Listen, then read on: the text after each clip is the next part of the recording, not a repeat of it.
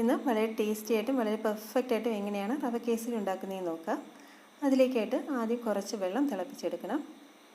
ഈ ഒരു കപ്പിൽ 5 കപ്പ് വെള്ളമാണ് ഞാൻ എടുത്തിരിക്കുന്നത്. ഏത് കപ്പിലാണോ റവ എടുക്കുന്നത് അതിൻ്റെ 5 ഇരട്ടി വേണം വെള്ളം എടുക്കാനായിട്ട്. ഇനി ഇത് തിളപ്പിക്കാനായിട്ട് വയ്ക്കാം. ഇനി ഒരു പാന് അടുപ്പത്ത് വെച്ച് ചൂടാക്കി, കേസരി ഉണ്ടാക്കാൻ ഉദ്ദേശിക്കുന്ന പാന് അടുപ്പത്ത് വെച്ച് ചൂടാക്കിയതിന് ശേഷം അതിലേക്ക് 4 ടേബിൾ സ്പൂൺ നെയ്യ് ഇട്ട് കൊടുക്കാം. നെയ്യ് ഇതുപോലെ കട്ടിയുള്ള നെയ്യാണ് ഇട്ട് കൊടുക്കുന്നത്. കട്ടിയുള്ള നെയ്യാണ് 4 ടേബിൾ സ്പൂൺ ചേർക്കേണ്ടത്. നെയ്യ് ഒന്ന് ചൂടായി വരുമ്പോഴേക്കും അതിലേക്ക് 1 കപ്പ് റവ ഇട്ട് കൊടുക്കുക. മീഡിയം ടു ലോ ഫ്ലെയിമിലാക്കി വെച്ചിട്ട് വേണം റവ ഇട്ട് കൊടുക്കാനായിട്ട്. എന്നിട്ട് ഈ നെയ്യിൽ റവ നല്ലതുപോലെ ഒന്ന് റോസ്റ്റ് ചെയ്തെടുക്കണം. ആദ്യം ഈ റവ നെയ്യെല്ലാം അബ്സോർബ് ചെയ്യും. കുറച്ച് കഴിയുമ്പോഴേക്കും ഒന്ന് ഫ്രൈ ഒക്കെ ആയി വരുന്ന സമയത്ത് നെയ്യൊക്കെ പുറത്ത് വന്നു തുടങ്ങും. ഒരു 4 മിനിറ്റോളം നമ്മൾ മീഡിയം ടു ലോ ഫ്ലെയിമിൽ വെച്ചിട്ട് ഇതൊന്ന് റോസ്റ്റ് ചെയ്തെടുക്കണം. ഈ ഒരു പരുവാകുന്നവരെ അതിൻ്റെ ഓരോ തരികളും നല്ലതുപോലെ ഒന്ന് പോപ്പ് ചെയ്ത് വരണം. എന്നിട്ട് ഇതിലേക്ക് നേരത്തെ തിളപ്പിക്കാനായിട്ട് വെച്ചിരിക്കുന്ന വെള്ളം കുറേശ്ശെ ഒഴിച്ചു കൊടുക്കുക. ഒഴിച്ചു കൊടുക്കുമ്പോഴേക്കും ഒന്ന് ഇളക്കി കൊടുക്കുക. എന്നിട്ട് ബാക്കിയുള്ള വെള്ളം കൂടെ ചേർത്ത് കൊടുക്കാം. എന്നിട്ട് ഇതിലേക്ക് കളറിന് ആവശ്യമായിട്ടുള്ള ഫുഡ് കളർ ചേർത്ത് കൊടുക്കാം. ഈ ഫുഡ് കളറിന് പകരമായിട്ട് നമുക്ക് മഞ്ഞൾപ്പൊടി വേണമെങ്കിൽ ചേർത്ത് കൊടുക്കാം. മഞ്ഞൾപ്പൊടി ചേർക്കുകയാണെങ്കിൽ മഞ്ഞൾപ്പൊടി അല്പം വെള്ളത്തിലൊന്ന് കലക്കിയതിന് ശേഷം മാത്രം ഇതിലേക്ക് ചേർത്ത് കൊടുക്കുക. അല്ലെങ്കിൽ മഞ്ഞൾപ്പൊടി അവിടെ ഇവിടെയായിട്ട് കിടക്കാനും അതിൻ്റെ ചുവ വരാനുള്ള സാധ്യതയുണ്ട്. എന്നിട്ടിത് മീഡിയം ഫ്ലെയിമിൽ വെച്ച് നല്ലതുപോലെ ഒന്ന് കുക്ക് ചെയ്തെടുക്കുക.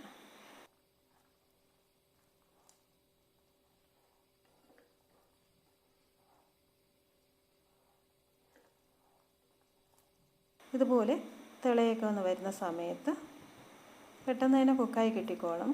ഇതുപോലെ തിളന്ന് വരുന്ന സമയത്ത് ഇതിലേക്ക് മധുരത്തിന് ആവശ്യമായിട്ടുള്ള പഞ്ചസാര ചേർത്ത് കൊടുക്കാം.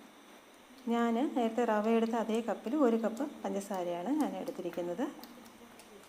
വേണമെങ്കിൽ 1.25 കപ്പ് വരെയൊക്കെ ചേർത്ത് കൊടുക്കാം. 1 കപ്പ് ചേർക്കുമ്പോൾ തന്നെ നല്ല മധുരം കിട്ടിക്കോളും. മധുരം കുറച്ച് ആവശ്യമുള്ളവർക്ക് അതിൻ്റെ കുറച്ച് അളവിലും ചേർത്ത് കൊടുക്കാം. ഞാനിവിടെ 1 കപ്പ് തന്നെയാണ് ചേർത്ത് കൊടുത്തിരിക്കുന്നത്. എന്നിട്ടിത് നല്ലതുപോലെ ഒന്ന് മിക്സ് ചെയ്ത് ഈ പഞ്ചസാരയ്ക്ക് നല്ലതുപോലെ അലിഞ്ഞു വരണം. റവ നന്നായിട്ട് വെള്ളത്തിൽ കുക്കായതിന് ശേഷം വേണം ഈ പഞ്ചസാര ചേർത്ത് കൊടുക്കാൻ. എന്നിട്ട് ഇതിലേക്ക് ഫ്ലേവറിന് ആവശ്യമായിട്ടുള്ള ഏലക്കാപ്പൊടി ചേർത്ത് കൊടുക്കാം. ഞാനിവിടെ 1/2 ടേബിൾ സ്പൂൺ ഏലക്കാപ്പൊടി ചേർക്കുന്നുണ്ട്. സാധാരണ നമ്മൾ ഏലക്ക വാങ്ങിക്കുമ്പോൾ കുറച്ചധികം വാങ്ങിയിട്ട് ജസ്റ്റ് ഒന്ന് ചൂടാക്കിയതിന് ശേഷം മിക്സിയിലൊന്ന് പൊടിച്ചെടുത്തിരിക്കുന്നതാണ്. അപ്പോൾ തോടൊന്നും കളയാതെ തന്നെ പൊടിച്ചെടുത്തിരിക്കുന്നതാണ്. അതൊന്ന് ചേർത്ത് കൊടുക്കുക. എന്നിട്ട് അതിലേക്ക് അവസാനമായിട്ട് 1 ടേബിൾ സ്പൂൺ നെയ്യ് കൂടെ ചേർത്ത് കൊടുക്കുക. നമ്മളിവിടെ ടോട്ടൽ 5 ടേബിൾ സ്പൂൺ നെയ്യാണ് ചേർത്ത് കൊടുത്തിരിക്കുന്നത്. ഇത്രയും നെയ്യ് ചേർത്താൽ മാത്രമേ റവ നല്ല ടേസ്റ്റായിട്ട് കിട്ടത്തുള്ളൂ. അല്പം കൂടി നെയ്യ് ചേർത്താലും പ്രശ്നമില്ല, പക്ഷേ കുറഞ്ഞു പോകരുത്. നെയ്യ് എത്രത്തോളം ചേർക്കുന്നു അത്രത്തോളം നല്ല ടേസ്റ്റാണ്. അപ്പോൾ ഈ നെയ്യ് എത്രയും ഇതിൽ നല്ലതുപോലെ മിക്സാക്കി എടുക്കണം. എന്നിട്ട് പാനിൽ നിന്ന് ജസ്റ്റ് ഒന്ന് ഇളകി വരുന്ന ഒരു പരുവമുണ്ടല്ലോ, വിട്ടു പോരുന്ന പരുവത്ത് നമുക്കത് ഫ്ലെയിം ഓഫ് ചെയ്ത് കൊടുക്കാം. ഇതിപ്പോൾ ഏകദേശം ആയിട്ടുണ്ട്. നല്ല തിളയൊക്കെ വരുന്നുണ്ട്. അപ്പോൾ ഈ ഒരു പരുവം മതിയാവും. ഒരുപാട് കട്ടിയാകുന്നതിന് മുമ്പ് തന്നെ ഫ്ലെയിം ഓഫ് ചെയ്യണം. ചെറിയൊരു ലൂസായിട്ടുള്ള പരുവമാണ് നമുക്ക് നല്ലത്. നമുക്കിതൊന്ന് വേറെ പാത്രത്തിലൊക്കെ ഒഴിച്ചിട്ടൊന്ന് സെറ്റ് ചെയ്തെടുക്കാനുള്ളതാണ്. അപ്പോൾ ഇപ്പോൾ ശരിക്കുള്ള പരുവമായിട്ടുണ്ട്. കണ്ടോ, പാനിൽ നിന്നൊക്കെ വിട്ട് വരുന്നുണ്ട്.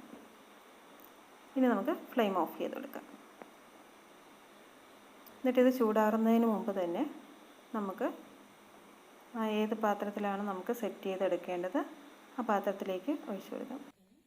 നെയ്യ് തടവിയ ഒരു പാത്രത്തിലേക്ക് ഇതൊന്ന് ഒഴിച്ചു കൊടുക്കാം. എന്നിട്ടിത് നല്ലതുപോലെ ഒന്ന് സ്പ്രെഡ് ചെയ്ത് കൊടുക്കാം. എനിക്കിത് കട്ട് ചെയ്തെടുക്കാൻ വേണ്ടിയിട്ടാണ് ഞാനിതുപോലെ പരന്ന ഒരു പാത്രത്തിൽ നിരത്തി കൊടുക്കുന്നത്.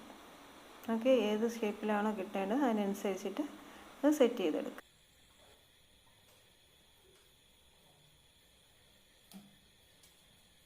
ഇനി ഇത് തണുക്കാനായിട്ട് വയ്ക്കാം. അതുപോലെ തന്നെ ഞാൻ ഇതുപോലത്തെ ചെറിയ 2 ബൗളിൽ കൂടെ ഒഴിച്ചു കൊടുക്കുന്നുണ്ട്. അതിനുശേഷം ഇത് തണുക്കാനായിട്ട് മാറ്റി വയ്ക്കാം. ഏകദേശം അരമണിക്കൂർ കഴിയുമ്പോഴേക്കും ഇത് നല്ലതുപോലെ ഒന്ന് സെറ്റായിട്ടുണ്ടാവും. റൂം ടെമ്പറേച്ചറിൽ തന്നെ വെച്ചിരുന്നാൽ മതി, ഫ്രിഡ്ജിലൊന്നും വയ്ക്കേണ്ട കാര്യമില്ല. അരമണിക്കൂർ കഴിയുമ്പോഴേക്കും നല്ലതുപോലെ സെറ്റായി വരും. നമുക്ക് ഇഷ്ടമുള്ള ഷേപ്പിൽ കട്ട് ചെയ്തെടുക്കാം. അപ്പോൾ നമ്മുടെ വീഡിയോ സബ്സ്ക്രൈബ് ചെയ്യാതെ കാണുന്ന ആരെങ്കിലും ഉണ്ടെങ്കിൽ ഒന്ന് സബ്സ്ക്രൈബ് ചെയ്യുക. ഇതുപോലെ ഈസി ആയിട്ടും വളരെ ടേസ്റ്റി ആയിട്ടുള്ള വിഭവങ്ങൾ വളരെ പെർഫെക്റ്റോടുകൂടെ ഉണ്ടാക്കുന്ന വീഡിയോസ് ഇതിനകത്തേക്ക് അപ്ലോഡ് ചെയ്യുന്നുണ്ട്. അപ്പോൾ നല്ല പെർഫെക്റ്റായിട്ട് നമുക്ക് കേസരി കിട്ടിയിട്ടുണ്ട്. എല്ലാവരും ഇതുപോലെ ഒന്ന് ട്രൈ ചെയ്ത് നോക്കുക. വീഡിയോ ഇഷ്ടപ്പെട്ടാൽ ലൈക്ക് ചെയ്യാനും ഷെയർ ചെയ്യാനും സബ്സ്ക്രൈബ് ചെയ്യാനും മറക്കരുത്. Thank you.